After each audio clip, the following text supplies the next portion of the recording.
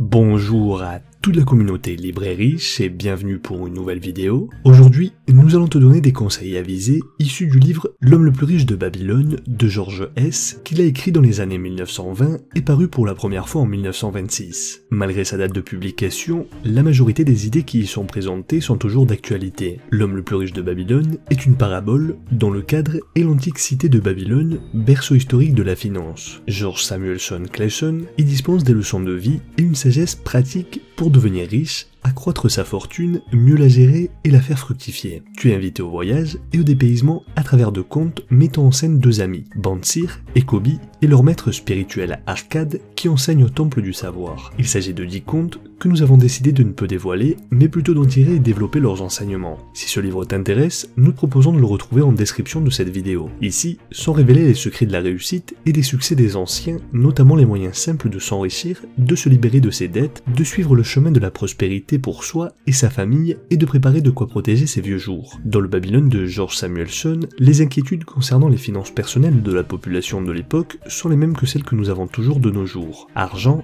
épargne et investissement. Aussi, pour atteindre ces objectifs, nous allons développer tout au long de cette vidéo les 7 moyens de faire fortune tirés d'une longue et prospère expérience de vie. Aussi, n'hésite pas à donner un like et partager cette vidéo, donc c'est parti.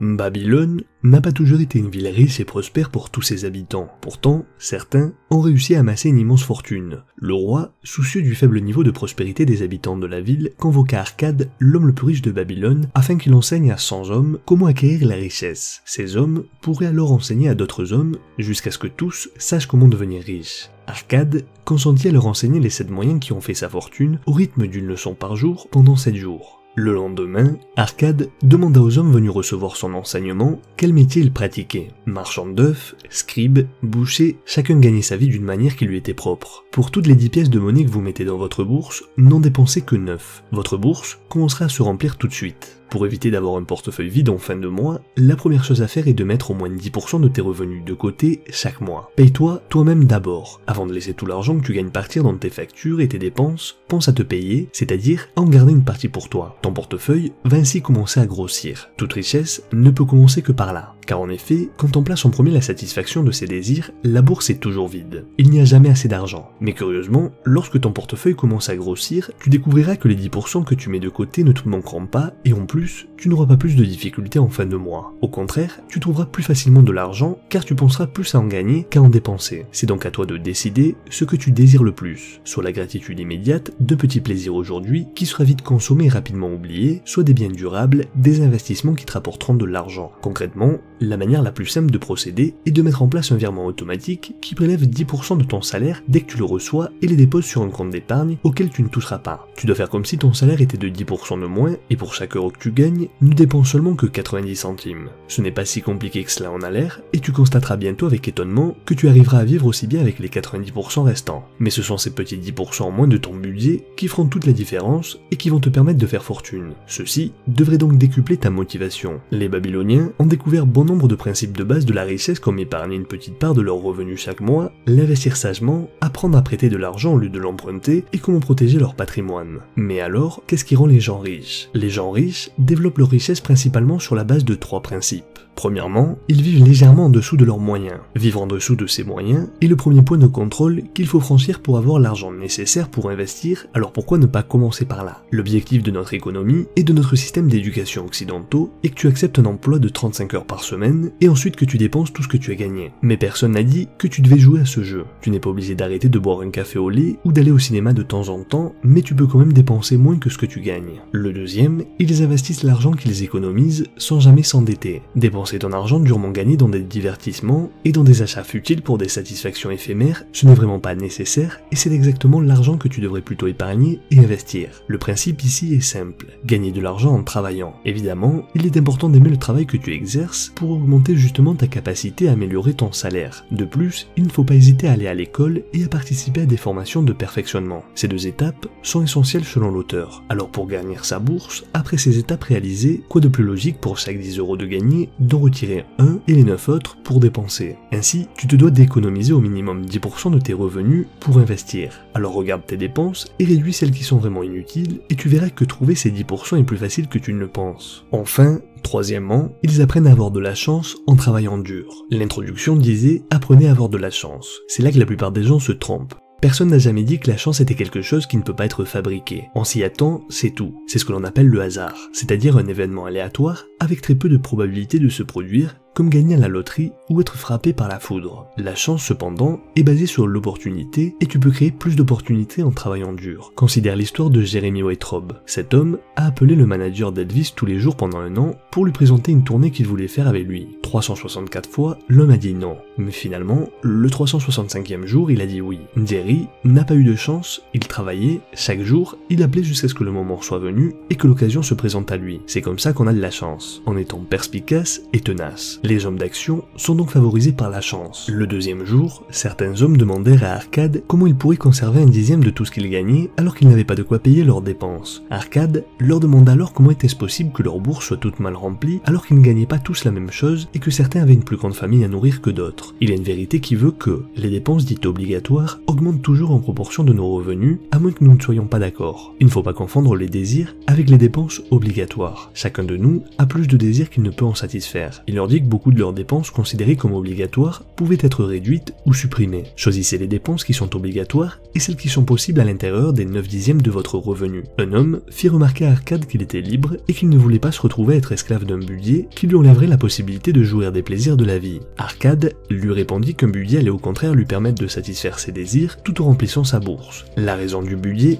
est d'aider votre fortune à grossir, il vous aide à obtenir les biens qui vous sont nécessaires et dans une certaine mesure à satisfaire vos autres désirs. Donc ne confonds pas tes dépenses obligatoires avec tes désirs. Établis un budget des dépenses obligatoires et continue de travailler selon ton budget. Ce conseil est encore plus pertinent de nos jours avec la facilité d'accès au crédit et la publicité qui incite à l'achat. L'une des premières étapes pour bâtir ta richesse est d'abandonner le discours irrationnel qui te fait justifier des achats que tu ne peux pas te permettre. L'argent est une chose assez rationnelle et il est à peu près temps que tu commences à le traiter de cette façon. Quand on n'a pas les moyens d'acheter une voiture neuve ou une télé tape à l'œil, on ne peut pas se le permettre. Mais lorsque tu obtiens un prêt pour le financer, tu retardes ton voyage vers la richesse pendant des mois voire des années parce que tu dois maintenant dépenser l'argent que tu économises chaque mois pour rembourser la dette au lieu de pouvoir l'investir. Aussi, au lieu de résoudre tes problèmes avec les prêts, demande-toi plutôt comment puis-je me le permettre et trouve des moyens de gagner plus d'argent ou d'économiser plus d'argent pour pouvoir acheter les choses que tu veux. S'endetter n'a jamais résolu aucun problème, cela en crée d'autres. Alors termine la frénésie des dépenses et commence à épargner. Contrôle tes dépenses, étudie attentivement tes habitudes de vie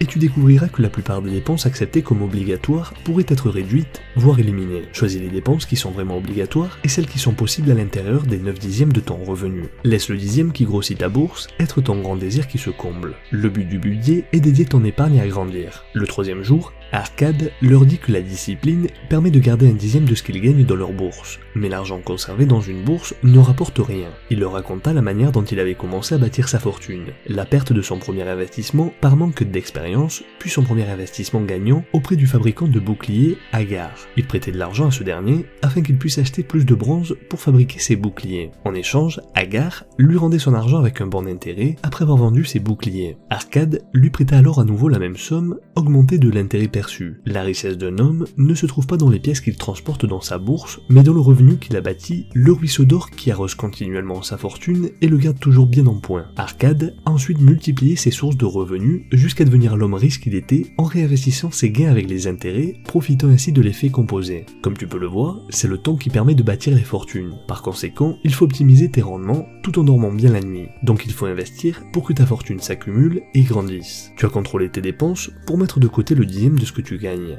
L'or conservé dans une bourse contente celui qui la possède mais ne rapporte rien. Il faut donc mettre ton or au travail car la richesse d'un homme n'est pas dans l'or de sa bourse, elle se trouve dans le revenu qui continue à rapporter que tu sois au travail ou en voyage. Le 4e jour, Arcade leur apprit à protéger leur or contre leur propre avidité, à ne pas risquer des investissements qui pourraient leur coûter leur capital. Le premier principe de l'investissement consiste à assurer la sécurité de ton capital. Il les encouragea à être conscients des dangers éventuels et à s'assurer que leurs débiteurs puissent les rembourser rembourser. Puis Arcade leur raconta son premier investissement qui fut désastreux, comment il confia ses économies à un marchand de briques et comment celui-ci se fit avoir par les Phéniciens en achetant du verre coloré au prix de pierres précieuses. Protège ton trésor contre la perte en investissant uniquement là où ton capital est en sécurité, où il peut être récupéré au moment désiré et où tu ne manqueras pas de recevoir un intérêt convenable. La malchance arrivera un jour ou l'autre. Ce principe évoqué consiste à assurer la sécurité de ton capital. Évite les rendements faciles et rapides. Étudie soigneusement la situation avant de te séparer de ton trésor, assure-toi qu'il puisse être réclamé en toute sécurité. Avant de prêter ton or à n'importe qui, assure-toi que ton débiteur est capable de te le rembourser et qu'il a une bonne réputation à cet effet. Disons que de nos jours, il faut actualiser ce conseil. Le fait de tout mettre à la banque est loin d'être le meilleur moyen de se constituer une fortune. Par contre, il est possible d'avoir des rendements raisonnables tout en n'ayant pas l'obligation d'investir dans l'or ou dans des produits spéculatifs avec effet de levier. Consulte donc les hommes sages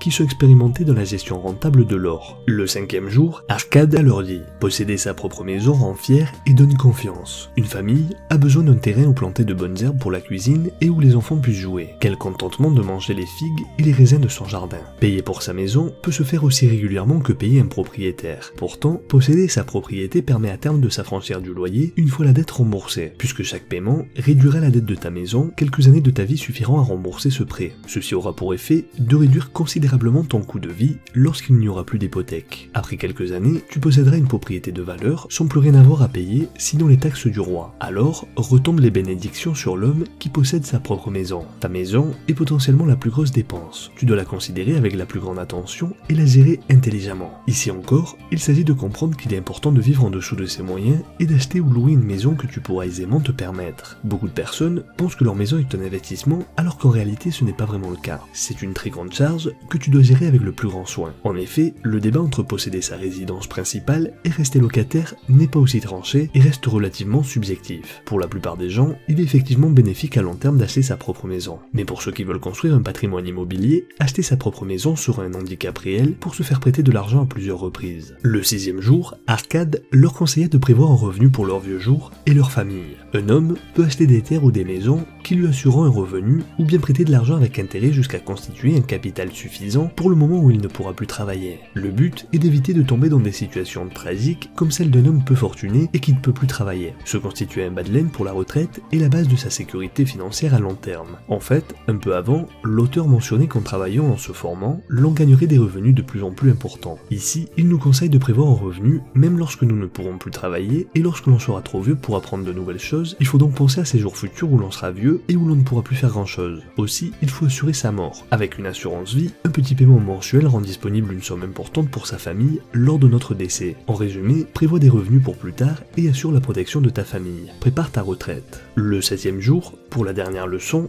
Arcade leur enseigna que seul un désir fort, précis, est atteignable et pourra conduire à la richesse. En atteignant l'objectif fixé d'un petit désir, on pourra ensuite en fixer de plus grands. L'homme qui a la volonté de s'améliorer dans son travail et d'acquérir de nouvelles compétences sera récompensé par une rémunération plus élevée. Il doit également rembourser ses dettes rapidement et n'acheter que ce qu'il peut se permettre. Le 7e et dernier moyen d'acquérir une fortune consiste à cultiver ses facultés intellectuelles, à étudier et à devenir plus sage et plus instruit, à agir en se respectant soi-même.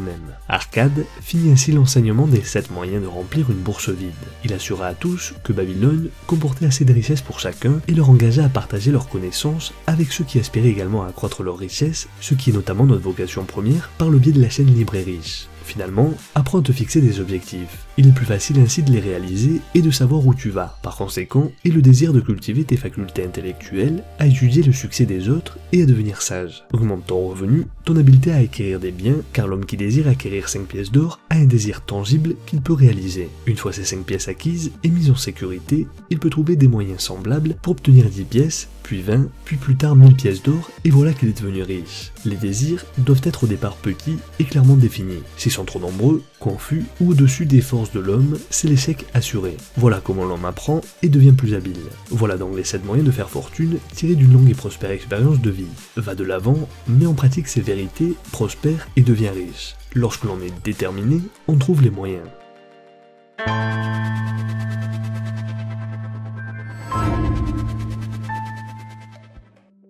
Arkad voulait tester la capacité de son fils à gérer sa fortune avant de le désigner comme héritier. Il envoya donc son fils Nomassir voyager pendant 10 ans en lui confiant une bourse d'or ainsi qu'une tablette d'argile sur laquelle étaient gravées les 5 lois de l'or. Il apprit donc les lois qui étaient inscrites et les appliqua. Il se trouva un travail, mit 10% de ce qu'il gagnait de côté, puis alla chercher quelques conseils auprès de gens avisés pour faire fructifier son or. Ces gens faisaient partie d'un groupe d'investisseurs qui mettaient leur argent en commun pour réaliser des projets. Ils étaient sages, ne prenaient pas de risques inconsidérés et avaient suffisamment d'expérience pour ne pas faire de paris insensés. Au bout des 10 années, Nomassir avait non seulement regagné l'argent perdu que lui avait donné son père, mais il se présenta même devant lui avec le triple de la somme qui lui avait été initialement confiée. Il remboursa donc son père d'un sac d'or équivalent à celui qui lui avait été confié et de 2 autres sacs de même poids en guise de reconnaissance de la valeur de ses lois. Il était conscient que de bons conseils valaient beaucoup plus qu'une bourse pleine d'or. Sans sagesse, l'or est vite perdu par ceux qui le possèdent. Mais grâce à la sagesse, l'or peut être vite acquis par ceux qui n'en ont pas. Nomassir, fils d'Arkad, finit ainsi son histoire. Si lui-même est devenu un riche marchand, c'est avant tout parce qu'il a suivi les 5 règles de l'or. Donc pour récapituler, premièrement, paye-toi en premier. Pour éviter d'avoir un portefeuille vide en fin de mois, la première chose à faire est de mettre au moins 10% de tes revenus de côté chaque mois de façon systématique, par prélèvement automatique par exemple. Deuxièmement, ne laisse pas ton or improductif. Ne laisse pas ton argent dormir sur un compte où il ne te rapporte rien, ou pire, dans une boîte de chaussures sous ton lit. Il existe de nombreuses sortes d'investissements dans lesquels tu peux placer ton argent comme les fonds des pensions, actions, obligations, investissements immobiliers ou encore tout simplement dans les ETF comme nous en avions parlé dans une vidéo précédente que tu peux retrouver en cliquant sur l'icône qui apparaît en haut à droite de l'écran. Comme dit encore l'auteur, en effet, l'argent est toujours prêt à travailler. Il est toujours avide de se multiplier lorsque l'occasion se présente. Aussi, nous te recommandons de regarder les vidéos sur ce thème en visitant la playlist que tu peux retrouver également en haut à droite de l'écran. Troisièmement, protège ton or. L'or dans le portefeuille d'un homme doit être gardé avec fermeté, sinon il sera perdu. Le premier bon principe d'investissement est la sécurité de ton capital. Il n'est pas sage de rechercher de gros gains quand ton capital risque d'être perdu. Étudie attentivement avant de te séparer de ton trésor jusqu'à avoir l'assurance que tu pourras le retrouver de manière plus ou moins certaine. Quatrièmement, n'investis ton or qu'avec sagesse. Chaque possesseur d'or est tenté par des opportunités promettant de grosses sommes par des investissements dans des projets plausibles. Souvent des amis et des proches s'empressent d'entrer dans de tels investissements et te conseillent vivement de les suivre. Si tu ne possèdes pas personnellement une connaissance approfondie ou tu n'es pas familier avec un investissement, alors tu ne pourras pas en évaluer correctement la sécurité et la rentabilité. Si tu te fies à ton propre jugement pour investir, tu risques le plus souvent de découvrir que ton jugement était imparfait et tu paieras ton manque d'expérience de ton capital. Demande plutôt des conseils à des personnes compétentes dans la gestion de l'argent et n'hésite surtout pas à en rencontrer plusieurs et à comparer leurs avis. De cette manière, tu investiras comme un sage. La 5e et dernière loi de l'or fut la promesse de gains faciles. Tu connais le dicton, si c'est trop beau pour être vrai, ça ne l'est probablement pas. Donc attention aux opportunités trop belles pour être vraies, ce sont des arnaques. Fais attention également aux propositions d'affaires ou d'investissement qui prétendent te faire gagner rapidement beaucoup d'argent. Elles sont nombreuses et foisonnent sur internet et ailleurs. Les hommes et les femmes de sagesse savent qu'il vaut mieux limiter les risques au maximum et faire fructifier leur argent régulièrement plutôt que de prendre des risques en espérant des gains rapides et ainsi perdre une partie de leur capital. Tes émotions, ton désir de gagner rapidement beaucoup d'argent sont de mauvais conseils. En conclusion, prends le temps de bien étudier dans le détail l'investissement que tu te proposes de réaliser et assure-toi de toujours vérifier les questions suivantes. Quelles sont les garanties d'obtenir une bonne rémunération de mon capital? Quelles sont mes garanties de pouvoir récupérer mon capital? Quelle est la réputation des personnes proposant cet investissement et est-ce que les personnes que je connais et qui savent gérer leur argent placeraient leur propre capital dans cet investissement? Telles sont les 5 lois de l'or qui permettent à celui ou celle qui les respecte de devenir riche. Voilà, c'est tout pour aujourd'hui, j'espère que cette vidéo t'a plu. Fais-moi savoir dans les commentaires ou si tu souhaites rajouter quelque chose, comme tu le sais, nous lisons tous les commentaires et nous nous ferons un plaisir d'y répondre. Je te donne rendez-vous prochainement aussi, n'hésite pas à donner un like et t'abonner à la chaîne si tu es nouveau, et surtout, très important, active la cloche pour être le premier informé lorsqu'une nouvelle vidéo est publiée. Rappelle-toi que l'on reste en contact sur Facebook et Instagram, je te dis à la semaine prochaine pour une nouvelle vidéo, et rappelle-toi que la différence entre ce que tu es et ce que tu veux être réside dans ce que tu fais. Deviens libre et riche.